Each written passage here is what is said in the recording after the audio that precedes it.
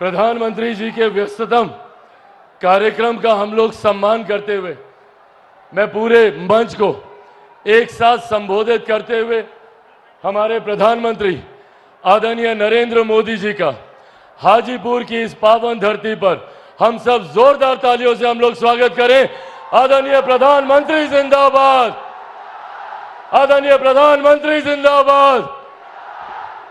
साथियों, आज का ये दिन मेरे लिए मिश्रित भावनाओं से भरा हुआ है, जहां एक तरफ लोक जनशक्ति पार्टी रामविलास की तरफ से एनडीए का समर्थित प्रत्याशी हाजीपुर की धरती, हाजीपुर की लोकसभा से घोषित होने पर जहां इस बात का उत्साह है, तो वहीं ये बात मुझे भावुक भी करती है कि हाजीपुर की ये धरती हमेशा मेरे नेता, मेरे पिता आदरणीय रामविलास पासवान जी के नाम से जानी जाती थी।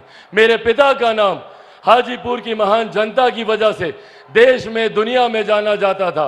आज जब वो हमारे बीच नहीं है, यकीनन ये पल मुझे भावुक करता है, पर आज मेरा हिम्मत आप बढ़ाते हैं और मेरे लिए मेरे प्रधानमंत्री जी का यहाँ आना, इससे पहले मेरे पिता, मेरे नेता आदरणीय रामविलास पासवान जी के लिए भी प्रधानमंत्री यहाँ पर आए थे, और आज जब वो यहाँ पर आए हैं, उन्होंने एक पिता की कमी को मेरे अभिभावक के रूप में पूरा करने का उन्होंने काम किया।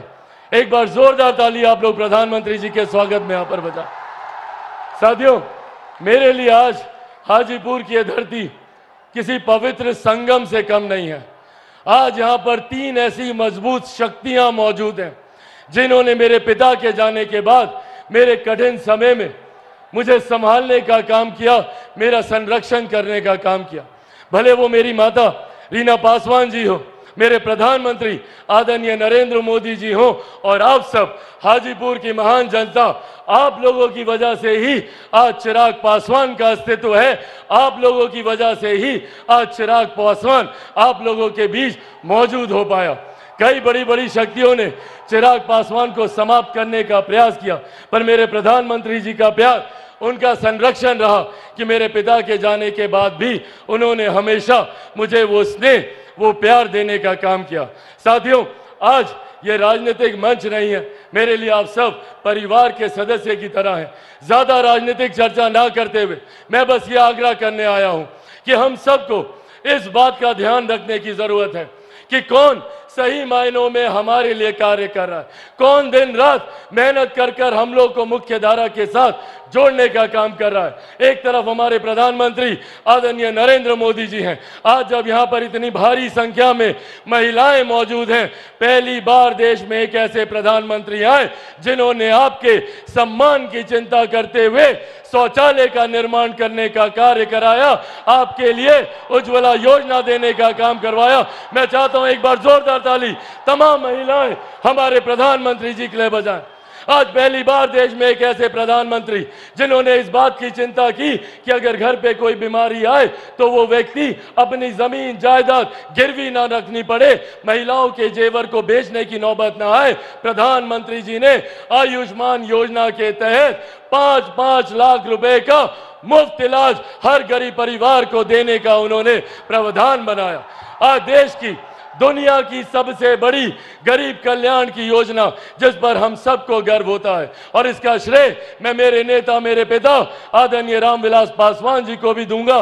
प्रधानमंत्री जी जानते हैं, उस वक्त उनका खुद का स्वास्थ्य खराब था, पर प्रधानमंत्री जी की सोच को धरातल पर उतारने के लिए प्रधानमंत्री गरीब जन कल्याण अन्न योजना के तहत आज भी देश में 81 करोड़ लोगों को मुफ्त में राशन दिया जा रहा है। ये सोच हमारे प्रधानमंत्री आदरणीय नरेंद्र मोदी जी की है।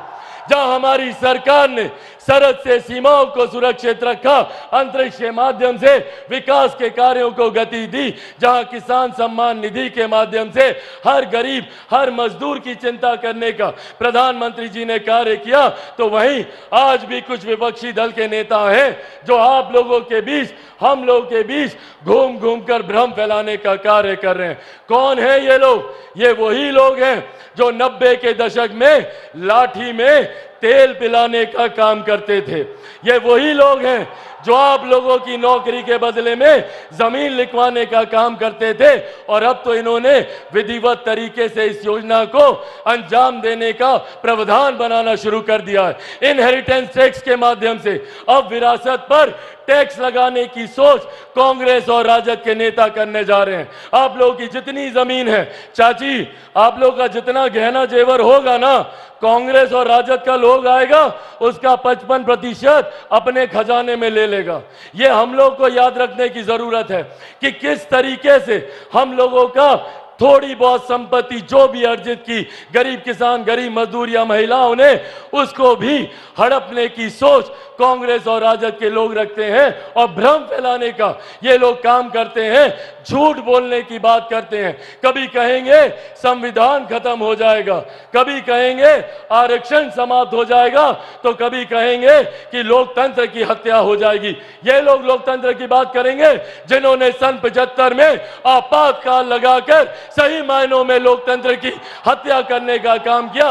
ये लोग लोकतंत्र की चिंता कर रहे हैं। साथियों, आज मैं मेरे नेता, मेरे पिता आदरणीय रामविलास पासवान जी की कर्म भूमि पर खड़ा होकर उन्हीं के संघर्षों की कसम खाकर आप सबसे वादा करके जाता हूं कि जब तक चिराग पासवान जिंदा है, ना संविधान को कोई खतरा है, ना आरक्षण को कोई खतरा है। ये वादा आपसे मेरे प्रधानमंत्री जी भी करके जाते हैं। साथियों, जो लोग संविधान को खतरे में बताते हैं वो आप लोगों की गरीब कल्याण योजनाओं पे नजर रखते हैं। आज मैं मेरे प्रधानमंत्री जी से भी इस मंच के माध्यम से आग्रह करूंगा कि सर, ऐसे प्रावधान बना दिए जाएं ताकि आरक्षण को लेकर उम्र भर के लिए ये बहस ही समाप्त हो जाए। संविधान की धाराओं का, कानून की धाराओं का इस्तेमाल कर कर जो लोग बार बार आरक्षण, संविधान को लेकर भ्रम फैलाते हैं, उसकी चर्चा ही पूरी तरीके से समाप्त कर दी जाए। ऐसे प्रावधान प्रधानमंत्री जी आने वाले दिनों में आरक्षण और संविधान को लेकर करें, यह मैं अपेक्षा रखता हूं। और अंत में साथियों बस इतना कहूंगा कि अगर ये लोग आए तो खतरा हम लोग की गरीब कल्याण योजनाओं को है। जितनी कांग्रेस राजद के लोग हैं, आज जितने लोगों को 5-5 किलो अनाज मिलता है, एक बार हाथ उठाकर प्रधानमंत्री जी को बताएं कि आप लोग को अनाज मिल रहा है ना? जिनको मिल रहा हाथ उठाकर बताएं। अगर कांग्रेस के लोग आए, राजद के लोग आए, तो ये लोग ये अनाज मिलना बंद करा देंगे। आयुष्मान योजना को ये लोग बंद करा देंगे, क्योंकि ये लोग चाहते हैं कि गरीब गरीब रहे। और दूसरी तरफ हमारे प्रधानमंत्री जी ने 2047 तक भारत को एक विकसित देश बनाने का लक्ष्य रखा है। आइए हम सब मिलकर प्रधानमंत्री जी के इस लक्ष्य में अपना महत्वपूर्ण योगदान दें। और एक बार अंत में जोरदार ऐसी ताली बजाइए कि हम सबको, प्रधानमंत्री जी को हम सब विश्वास दिला सके कि बिहार से 40 की 40 सीटें हम लोग प्रधानमंत्री जी को देने जा रहे हैं। जोरदार ताली से आदरणीय प्रधानमंत्री जिंदाबाद, आदरणीय प्रधानमंत्री जिंदाबाद।